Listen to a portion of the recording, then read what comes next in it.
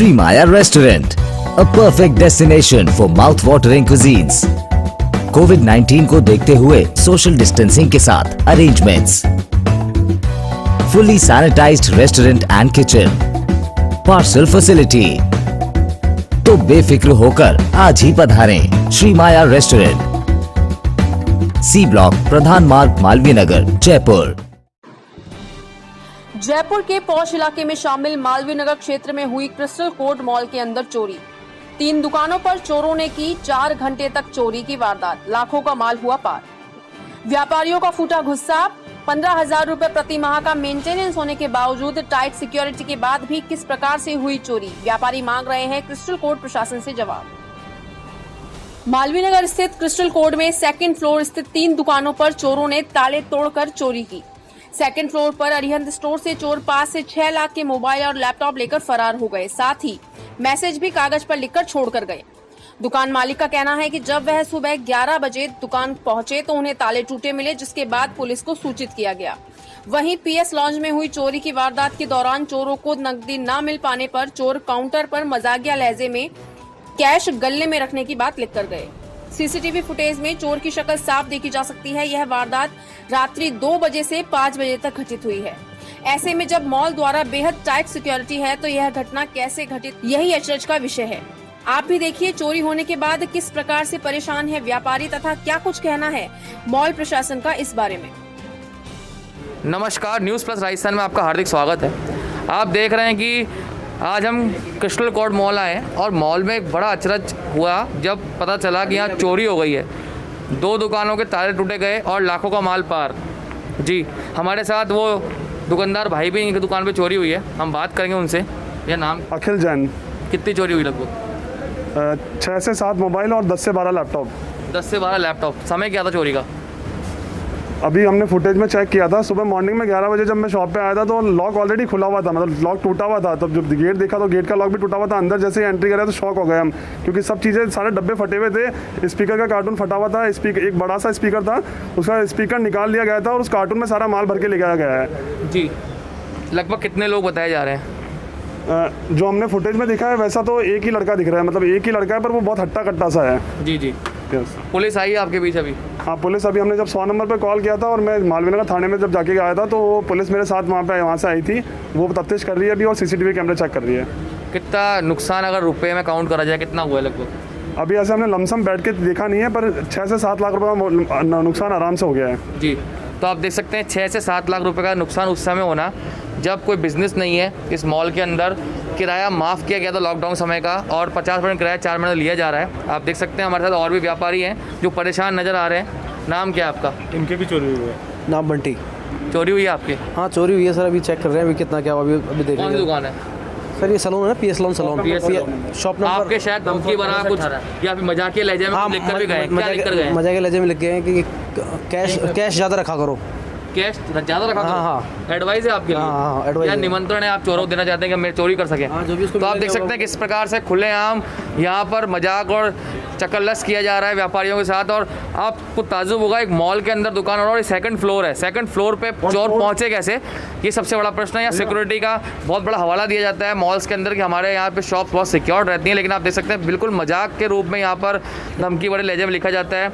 और चोर 2 से 3 घंटे तक मॉल में पूरा बाकायदा घूम रहा है, हर एक दुकान चेक कर रहा है और ऐसे जाग के देख रहा है किस दुकान में कितना माल है और किस दुकान को मैं तोड़ सकता हूँ। सर सीधा सवाल, आप इस पे जिम्मेदार किसको मानते हैं? 100% सिक्योरिटी। मॉल प्रशासन को मानते हैं? 100%। 100% मानते और उनका पूरा हाथ भी हो सकता है इसमें। तो सीधे तौर पे देखा आरोप लगाया जा रहा है कि जो मॉल प्रशासन है उनका भी हाथ हो सकता है, क्योंकि इस तरह की जब घटना यहाँ घटित होती है तो कोई छोटी मोटी बात नहीं। आप 2nd फ्लोर तक पहुंच रहे हैं, हर एक दुकान चेक कर रहे हैं, 2 से 3 घंटे घूम रहे हैं और कोई सिक्योरिटी रीजन यहाँ पे ये बकायदा अभी हमारे को मॉल में अंदर आना होता है ना, जैसे बकायदा 10 बजे बाद मेरे को भी मॉल में अंदर आना है। मैं खुद ओनर हूँ शॉप का, पर मेरे को मॉल मैनेजर से परमिशन लेके अंदर आना पड़ता है। और अगर मेरे को कोई एक दुकान की चाबी भी बाहर ले जानी है तो मेरे को लिख के जाना पड़ेगा वहाँ पेपर पे कि मैं ये चाबी लेके जा रहा हूँ और ये इस रीजन से लेके जा रहा हूँ। सर मुझे लग रहा है या तो आप गलत बोल रहे हैं, क्योंकि इतनी सिक्योरिटी के बाद सेकंड फ्लोर पे कोई पहुंच जाता है। सर ये वो तो सिक्योरिटी कैसे सिर्फ पहुंचा? वो सिक्योरिटी सिर्फ ओनर्स के लिए है, चोरों के लिए नहीं है। जी जी। चोर जब आते हैं तब तो सिक्योरिटी गार्ड आने सोते हैं, और पूरी इतने बड़े मॉल के अंदर जब हमारा हर महीने का मेंटेनेंस 15 से 20 हज़ार रुपये देने के बाद पर दुकान का, उसके बाद भी ये हालत है यहाँ पे कि पूरे मॉल में यहाँ पे नाना करते 200-300 दुकानें मिनिमम है, उसके बाद भी यहाँ पे 2 या 3 गार्ड रहते हैं। जी। हर दुकान का 15,000 रुपये मेंटेनेंस होने के बाद भी 2 या 3 गार्ड, तो ये कौन सी सिक्योरिटी है? हर दुकान का 15,000 रुपये मंथली मंथली मेंटेनेंस मेंटेनेंस का चार्ज 15,000 रुपये महीने का, जितने में शायद ये कहीं बाहर दुकान लेना चाहें तो अच्छी से अच्छे के ले लें, उसके बावजूद चोरी। यहाँ लेने का अर्थ यही है कि इनका एक तरह सिक्योरिटी रीज़न है चोरियाँ ना हो, लेकिन जब इस प्रकार की चोरियाँ इस मॉल में होती है तो बहुत अचरज भरा है। हमारे साथ और भी व्यापारी हैं, हम बात करेंगे उनसे। पॉश एरिया के अंदर महिमा ग्रुप का क्रिस्टल कोर्ट मॉल है ये, जहाँ पे ये घटना हुई है, और एट ए टाइम 2 दुकानों पे हुई है। ये ताले तोड़ के 3 दुकानों पे हुई है। ताले तोड़ के गेट खोलना, पूरी दुकानों को अंदर से चेक करना, माल फाड़ के ले जाना, उसके अलावा मॉल के अंदर 4 घंटे घूमना, एक दुकान चेक करना, ये सारी चीज़ करके फिर माल बाहर ले गया गया है। बड़ा सारा कार्टून के अंदर माल ले जाना, ये सारी चीज़ें करना बहुत। सर आपको पता है, शायद हम आपको बता दें कि सरकार कहती है कर्फ्यू का समय 10 से लेकर सुबह 5 बजे तक का, और ये चोरों के लिए बिल्कुल उपयुक्त समय बन गया है। तो आप पहला तो प्रश्न ये है कि जो पुलिस प्रशासन है वो गश्त करती है कि नहीं करती इस क्षेत्र में, क्योंकि ये मॉल का क्षेत्र है, यहाँ गश्त अगर नहीं हो रही तो पुलिस जिम्मेदार है, साथ में वो सिक्योरिटी गार्ड्स और जो यहाँ का प्रशासन है क्रिस्टल कोर्ट मॉल का, वो भी जिम्मेदार यहाँ लग रहा है घटनाक्रम में। हम बात करेंगे उन प्रशासन के अधिकारियों से भी। सर यहाँ पर जिस प्रकार से चोरी हुई है रात, कहीं ना कहीं जो मॉल प्रशासन है वो भी संदेह के घेरे में, क्या कहना है? सर एक्चुअल में क्या है कि जो मॉल है उसके हमारे चारों तरफ से सिक्योरिटी रहती है, गार्ड रहते हैं, मूवमेंट करते हैं, और मॉल क्लोज होने के बाद में पर्टिकुलर सारे गेट चेक होते हैं। गेट चेक होने के बाद में एक बंदा हमारा अंदर राउंड भी लेता है, इंडिविजुअल शॉपों को भी चेक करता है।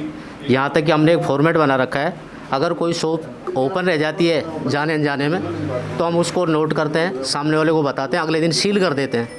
जब भी शॉपकीपर यहाँ पे आता है तो उससे हम एक फॉर्म भरवाने के बाद में उसको ओपन करते हैं। ये हमारा फॉर्मेट है सर।